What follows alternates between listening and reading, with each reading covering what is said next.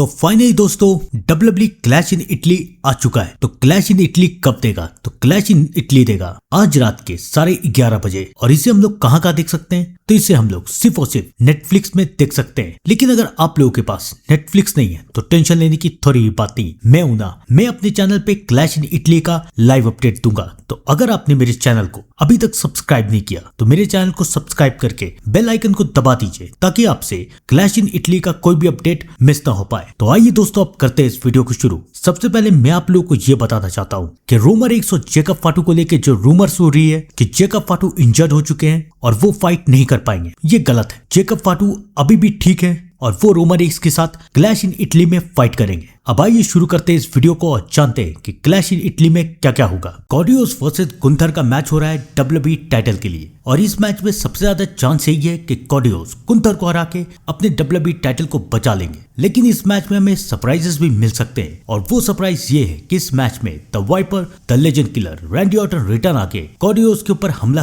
कर सकते हैं। वैसे इस बात के चांसेस काफी कम है, लेकिन अगर WWE चाहे तो हमें सरप्राइज दे सकती है और शायद गुंथर कॉडियोस को हरा के न्यू WWE चैंपियन बन सकते हैं। आपको क्या लगता है कि इस मैच में कौन जीतेगा, कॉडियोस या फिर गुंथर? कमेंट करके जरूर बताइएगा। क्लैश इन इटली में रिया रिप्ले वर्सेस जेड कारगिल का एक बार फिर से रीमैच हो रहा है और ये मैच वुमेन्स टाइटल के लिए और इस मैच में रिया रिप्ले जीत के अपने टाइटल को बचा लेंगी। इसके अलावा भी रेसलमेनिया रीमैच काफी हो रहे हैं, जैसे कि ब्रॉक लेसनर वर्सेस उबा फेमी। उबा फेमी ने ब्रॉक लेसनर को रेसलमेनिया में हरा दिया था और उसके बाद ब्रॉक लेसनर ने सबसे ये कहा कि वो WWE छोड़ के जा रहे हैं। WWE फैंस को ये लगा कि ब्रॉक लेसनर चले गए, लेकिन मैंने आपको अपनी वीडियोज में बताया था कि ब्रॉक लेसनर समर स्लैम में फाइट जरूर करेंगे और ये लगभग कंफर्म है कि समर स्लैम में ब्रॉक लेसनर वर्सेस गुंथर का मैच होगा।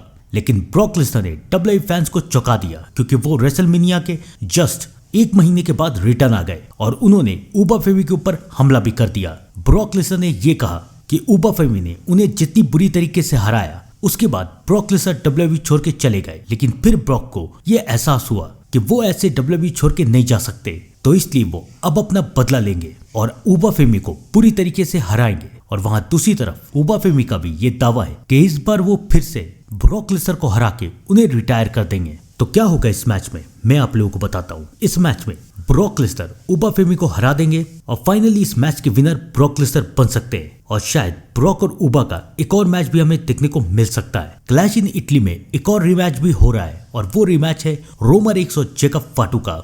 बैकलैश में रोमर रेक्स वर्सेस जेकब फाटू का मैच हुआ और उस मैच में रोमर रेक्स जीत गए, लेकिन जेकब फाटू ने रोमर रेक्स को एक्नॉलेज करने से मना कर दिया और उल्टा रोमर रेक्स, जिमी और जे तीनों के ऊपर हमला कर दिया। रोमर रेक्स को भी काफी गुस्सा आया तो ब्लड लाइन ने जेकब के ऊपर भी हमला किया और फिर जेकब ने रोमर रेक्स को ट्राइबल कॉम्बैट मैच के लिए चैलेंज कर दिया। इस मैच में जो भी जीतेगा वो ब्लड लाइन का ट्राइबल चीफ बन जाएगा। और सिर्फ ये नहीं, ये मैच वर्ल्ड हैवीवेट टाइटल के लिए भी हो रहा है। तो इस मैच का शर्त यह है कि अगर जेकब फाटू हार गए तो जेकब फाटू को रोमर रेक्स की ब्लड लाइन में शामिल होना पड़ेगा, रोमर रेक्स की सारी बातें माननी पड़ेगी। और अगर रोमर रेक्स इस मैच में हार गए तो Jacob फाटू new world heavyweight champion भी बन जाएंगे और न्यू ट्राइबल चीफ भी। अगर ये मैच सिर्फ टाइटल के लिए होता तो मैं ये कहता कि 5% चांस है कि जेकब फाटू जीत भी सकते हैं, लेकिन ये मैच ट्राइबल चीफ के लिए भी है। तो ऐसा तो हो नहीं सकता कि WWE रोमर रेक्स को ट्राइबल चीफ से हटा दे। अगर WWE ने ऐसा किया तो ये WWE की सबसे बड़ी बेवकूफी है और इस बात के चांसेस नेगेटिव में। तो इस मैच में रोमर रेक्स एक बार फिर से जीतेंगे और फाइनली जेकब फाटू